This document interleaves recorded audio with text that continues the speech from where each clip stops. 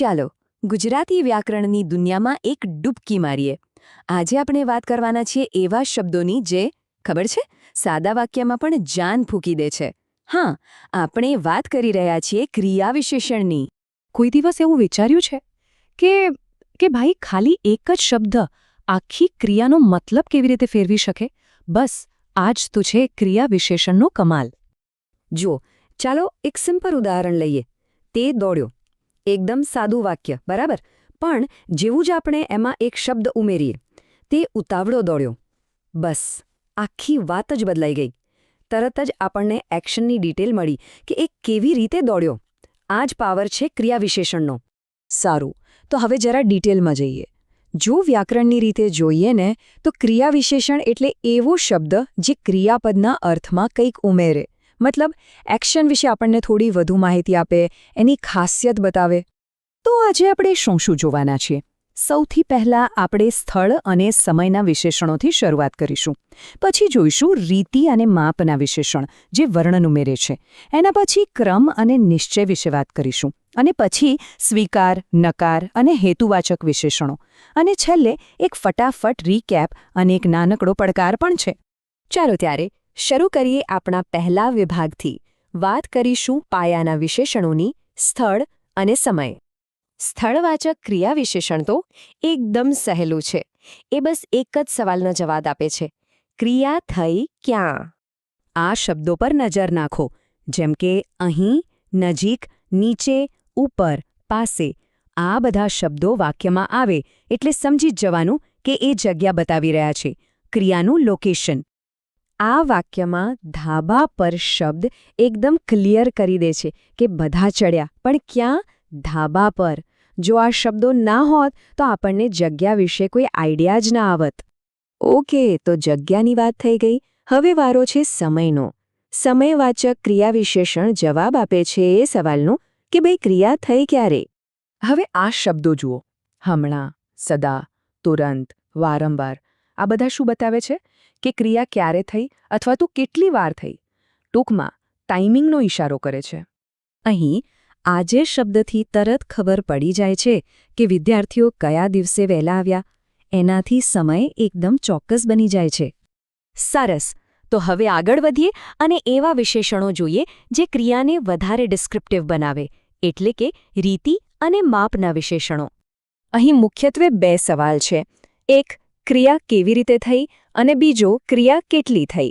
બસ આ બે સવાલોના જવાબ જ આપણને રીતિવાચક અને પરિમાણવાચક વિશેષણ વચ્ચેનો તફાવત સમજાવે છે. તો સીધી વાત છે, રીતિવાચક આપણને એક્શનની સ્ટાઇલ બતાવે છે, જેમ કે જલ્દીથી કે ચૂપચાપ. જેમ કે મહેશ હસતા હસતા બોલ્યો. એ કેવી રીતે બોલ્યો? હસતા હસતા. બીજી બાજુ પરિમાણવાચક એનો જથ્થો કે માપ બતાવે છે. જેમ કે થોડું કે ખૂબ. તેને સફળતા માટે ખૂબ મહેનત કરી. કેટલી મહેનત? ખૂબ. એકમાં ગુણ છે, બીજામાં જથ્થો. ઓકે, હવે એવા વિશેષણો પર આવીએ જે વાક્યમાં એક પ્રકારનું લોજિક અને સિક્વન્સ લાવે છે, એટલે કે ક્રમ અને નિશ્ચયના વિશેષણ. જુઓ, ક્રમવાચકનું કામ છે એક્શનનો ક્રમ બતાવવાનો, જેમ કે પહેલાં શું થયું, પછી શું થયું. અને નિશ્ચયવાચક એ વિશ્વાસ બતાવે છે, ખાતરી આપે છે. જ્યારે કહેવું હોય કે આ તો થશે જ, ત્યારે જરૂર, ચોક્કસ જેવા શબ્દો વપરાય છે. આ ઉદાહરણ એકદમ પરફેક્ટ છે. પહેલાં ચા પી લો, પછી બહાર જજો. અહીં પહેલાં અને પછીએ આખી પ્રોસેસને સ્ટેપ બાય સ્ટેપ ગોઠવી દીધી. અને અહીં જુઓ, તેઓ કાલે જરૂર મુંબઈ જશે. આ જરૂર શબ્દ ઉમેરવાથી આખી વાત પાક્કી થઈ ગઈ. હવે કોઈ ડાઉટ નથી કે એ લોકો જશે કે નહીં. જશે જ.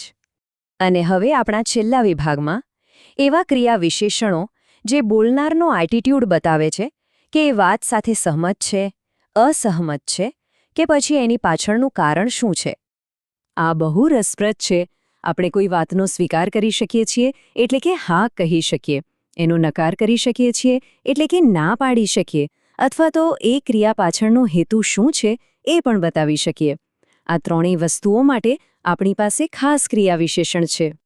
દાખલા તરીકે, હા, મેં બધા જ જવાબ સાચા લખ્યા. આ થયો સ્વીકાર. પછી નથી શબ્દથી સીધો નકાર. અને છેલ્લે, આગ્રા જવા માટે અમે તૈયાર થયા. અહીં માટે શબ્દ શા માટે તૈયાર થયા એનો જવાબ આપે છે, એટલે કે હેતુ બતાવે છે.